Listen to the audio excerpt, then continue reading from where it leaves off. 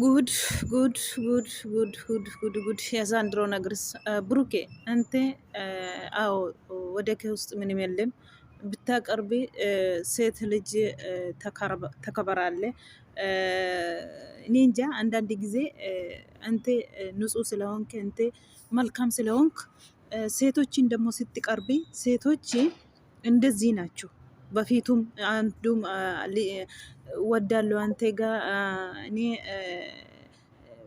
መለየት አልፈልግም ብላ ህይወታቸው እንደዚህ ምስል ስልቅል ወጣ ነው የሄደችው ሊንዳ ማለት ነው። እንደዚህ እቺም አሁን ትናንትና ደስተኛ አይደለችም። ዩቱብ ሲከፍቶ ብሩኬ እንዳያችሁ ነው ሰጧል። በዚህ ቻናል ደግሞ እንደፈለስክ ስሪበት ቤተሰቦች ደግሞ የኛ የምትወዱ ላይክ ያደርጉ ብሎ ነው ያንቺ የሰጣ።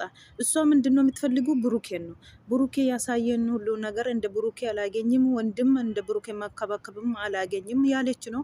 ቤቱ ድረስ ሄደ ዛሬ እንደዚህ ብላ ነው የተናገረችው የሀይሜ ማለት ነው። እኔ አንዳንድ ጊዜ ደግሞ ግርም ይልኝ ፍጹሜ እኔ እንጃ አሁን በዚህ ጾም የኛ ክፉ ነገር መናገር አንፈልግም፣ ግን ፍጹሜ እውነተኛ አንተ እኔ እንጃ እንግዲህ ምን እንላለን? ፈጣሩ ስራችሁን እስጣችሁ የብሩኬ ጓደኞች ሁላችሁ ማለት ነው። እውነቴ ነው የምላችሁ የብሩኬ ጓደኞች አይደለም እነሱ ጠላት ናቸው ስላችሁ በፊት ብዙ ሰዎች እንደዚህ ስሉ አይ አላችሁ።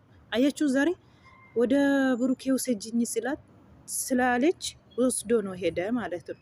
ወዶ በሩን አንኳኩቶ አስገባች ሀይሜ ማለት ነው። እንዳያችሁ አሁን ምን አለች? ያንተ ጥሩ ስሜት አለኝ የምታሳይኝ ሁሉም ነገር እንዳናንተ ወንድ አላገኝም። አራ ይደበራል። አሰላሙ አለይኩም ወራህመቱላሂ ወበረካቱ። እንዴት ናችሁ? ሰላም ናችሁ? አሸማ ሀርከፉ ጅርተኒ ተናድጄ ነው አንዳንድ ጊዜ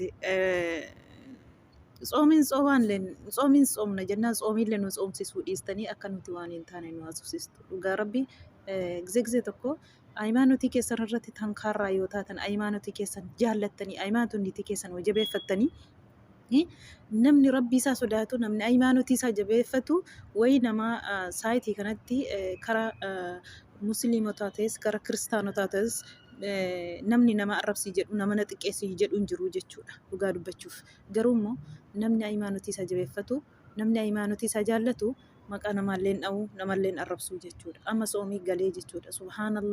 Subhaanallah yaa rabbii koo wadiit gara deemaa jirraa dhugaa rabbii wallaahi baay'ee tokko gaddee boo'ee wallaahi na gaddisiise. Maaliif na gaddisiise beektu? Gara miidiyaa kanatti yaa rabbii maal na fiddee jedhee boo'ee dhugaa rabbii haadha keenya kan ta'aniiti jechuudha. Haadhaadha wallaahi haadha keenya wallaahi laazim ጊዜ kanatti ilmoo nama takka afaan amaariffaatiin takka afaan ingiliziitiin gadi nama godhanii ol nama godhanii nama ilmoo godhatee ilmoonsaa ilmoo godhatteettudha. Baay'ee tokko gaddee dhugaa rabbii maaliif nama gaddisiise ጊዜ tokko miidiyaan kun akka miidhaanii namni tokko yoo nama arrabse yoo nama tuqe miti lafumaa ka'e namni uffatte hidhatte jedhee ardii kanarraa nama dadhubuu fi ardii kanarraa nama xiqqeessuu fi maaliif du'a yaadannu maaliif akkuma kanatti hafnamu ጊዜ tokko saayitii kanatti mi'aan bichaa soomuu miti wallahi mi'aan bichaa miti annuti soomnu arraba keenya kanallee arrabni keenyillee soomuu qaba otoo beektani namni ሃይማኖቲ isaa jabeeffatu arrabni isaas soomuu qaba mi'aan bichaa miti bishaaniif mi'aan bichaa miti kan nuti soomnu arrabni keenyillee soomuu qaba nama arrabsuu nama xiqqeessuu nama komachuurra nama nyaachuurra dhugaa rabbii baay'ee tokko nama gaddisiisa wallahi nama gaddisiisa. Taa'ii ka'ii ilmoo namaa siqaayii agarsiistanii dhugaa rabbi taa'umsa dhaabumsa gadi bahee siniin arrabsinii gadi bahee siniin xunne siniin xiqqeessini waa siniin hin jenne yoo uffate maaf uffatee jettu yoo deeme maaliif deeme jettu yoo dhaabbate maaf dhaabbate jettu wallahi otoo rabbiin kuni dhugaa rabbii qadaa wal qadare qadaan otoo harka namaa taate otoo rabbi namaa murteessin otoo harka namaa taate wallahi sin addunyaa kanarraati jechuudha. Mucaa kana qaata gashitan garuu immoo gaafa qaddarte rabbiin gaafa namaa qaddar harka namaa deemtanii teessanii lubbuun gaafa nama keessa baatu sababa bira fideeti deemsisa jechuudha. Gara isaatti fudhata sababa bira fidee akkasidha. Otoo harka keessan ta'e yoona kana fuutanii addunyaa kanarraa jechuudha. Kanaafu rabbi sin haa qayyishuu ጊዜ tokko kanaan ka'e immoo intalli amma kaleessa chaanaa banee filaatee jechuudha. Burukee chaanaa kanaan inni gaarii namaa hawaa, gaarii namaa yaada. Nama xuruutiin isatti dhiyaate, xuruutiin itti dhiyaate hamaa hin barbaadu. Ilmoo dubartii immoo arraba kanaan haayiliitti dubbatee ofirraa ariyyuu hin barbaadu. Afaan laafee gorseeti ofirraa gaggeessuu barbaada malee jechuudha. Dubartiin isa bira geessu wayyoo duunee argamnaa akka isa wajjiniin taanu barbaannaa jetti yoo inni akkuma gooddanyaatti akkuma obboleettiitti itti dhiyaate jechuudha. Inni akkuma obboleettiitti itti dhiyaata. Garuu isaan immoo waa biraa yaadu jechuudha boodarra. Kan isa chaanaa balee kenneefi chaala sana irratti dabbaramtee Dubaay nageessi farankii tokkotti hojjeteera inni duraan Dubaay si geessanaan jettan see akkamiin chaanaa naa bantan seenee jettee jechuudha. Har'a asirratti dhaabbatee jira hankoofan ishee jedhee biraa deemira. Bilbila daawwalee dadhabe jettee Fatsumee waamtee mana diresii nageessi jette. Fatsumee mana diresii fuudhee deemee jechuudha. Han ibidda Haimee fi Burukee jidduutti qabsiisu. Fatsumee fa gooddanyaa zuuraa jaraa jirutu gamsiisee jechuudha taayitii kanatti. Gooddanyaa isaati. Dhugaa rabbii dubbachuuf. Maaliif? Xinnoo tokko Haimee fi yaaddanii sinin azansiistu miskiinitti maal nama goote? Sinin azansiistu Burukeen sinin azansiisu Haimeen sinin azansiistu ጊዜ ጎደኛን keessan akka kana halkaniif guyyaa taa'e jedhanii haadha abbaa waan baay'ee walitti ጊዜ akka kana cafaqanii arrabsanii sinin gaddisiisu.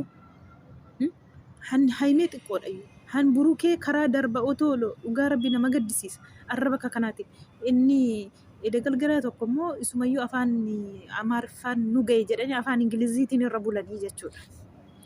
Kanaafuu Fatsumeen kanatti irraa Burukeen annitti irraa fagaattuu qabdu ijoollee maggoora biyya kee kana gooddanyoota kee kana irraa fagaadhu. Tokkoffaa immoo dubartiin humnaatiin si faana ati humnaatiin faanarra otoo hin barbaadii faanarra taatu hin jiru Burukee. Ofirraatii sirriitiin ofirraatii dubbadhuuti deebisi. Yoo ati dubartii jettee kabajjee kabajaa hin beekanii jechuudha. Yoo afaan laaftee kabajaa hin qaban. Kanaafuu jireenya kee bakka deemanitti si baxabbaxanii akka ati Haimee wajjiniin hin jiraanne asii warri Haimee daggafan akka ati Haimee wajjiniin hin jiraanneef halkanii guyyaa sirraatii gadi hin bu'anii jechuudha. Sin lamaan jidduutti. Warri Burukee daggafan illee Haimee irraa gadi hin bu'anii jechuudha. Akkasitti rakkatan. Sa'aatii Oromoo daanaallee rabbiin sodaadhaa jennaan didanii kan soomamu bishaan mi'aan bichaadha. Arrabni hin soomamne jechuudha. Rabbiin nu haa qaheessu dhugaa rabbi. Rabbi nu haa qaheessu. Dhugaa hin ulfaata. Wallaahi nama gaddisiisa. Nama gaddisiisa. Dhugaa rabbi tuktukii dhaquu dhiisuudha. Tuktukii safara tuktukii dhannaan waan niyyaan keenya hunduu badeera. Niyyaan keenya hunduu bade. Yoo achi irratti waa ilaaltan waa koomentii barreessuun dhiistani koomentii laachuun dhiistani yoo aartan jechuudha. Waa biraa keessa galtu. Koomentiin sunuyyuu itti gaafatama waan badaa jala teessanii yoo barreessitanii jechuudha. Kanaafuu safara tuktukii irraa fagaataniiti sobriima godhatanii yaa rabbii jechuudha. Bakka hin taane bakka arrabaa bakka nama cabsu bakka sammuu namaa dhukkusu irraa fagaachuudha dhugaa rabbii. Yoo sooma ofii rabbiin ji'a kee waggaa keessatti ji'a tokko kana mitiire kana yoo rabbiin nurraa taqabbalu jenne bakka tuktukii irraa fagaachuu ijoollee musliimaa dhugaa dubbachuuf. Gariin immoo baay'ee nama saqaqa. Haadha keenya faati. Hannu gorsanii yoo balleessine dhiisin nuun jedhanitu iyyuu sa'aatii kana badee jira jechuudha. Rabbiin nu haa qaheessu dhugaa. Gargarte adeemamu hin beekamu. Han nama godhe hin qabu. Yoo namni anis konfidensitii qaba mataa kootti. Aniyyuu bareedaadha. Aniyyuu of rabbiin naa kenne wanti inni jedheef kaleessa u'uu jettanii iyyitanii jechuudha. Hin bareeda. Bareedinas hundumaayyuu rabbiin namaa kenna. Ilma namaa miti. Dhuguma isaa jedhe. Rabbiin naa kenne alhamdulillah waan rabbi naa kennetti nan kooraa nan boonaa jedhe. Rabbi isaa kenne hundayyuu maaf akkasittan jechuun dandeessanii. Kanaafuu yoo dandeessanii rabbiin haa qaheessu jennaa. Dhugaa rabbi sooma keenya nu jalaa badaa jira. Akkasitti afaan keenya dhiqannee soomna. Afaan keenya kan adabannee soomna. Inni garatti soomnu dhabne yaa rabbii koo yaa Allah yaa rabbeetti nu qaheessu. Dhugaa rabbii baay'ee tokko nama gaddisiisa. Fatsumee waan inni hojjete waa baay'ee miti. Haimeen dhugaa rabbii miskiinitti rakkattee jirti. Burukeenis cinqamee jira. Gara jala lamaanitti fayyada rakkina guddaadha. Nama dabbara dhugaa rabbii waan dubartoonni hojjetaa jiran. Maalumaafuu dhugaa obsa barbaachisa. Walii galtanii sin harka wal qabattan jennaan wanti hundinuu asii naasaamis asii maal jedhames wanti gadi dhufuu hin jiru. Garuu immoo nama dabbara dhugaa rabbii nama dabbara. Dubartii taanee of gadi buusne yoo namni akka obboleessaatti namatti dhiyaate waa tokkotti yaaduu miti nuti.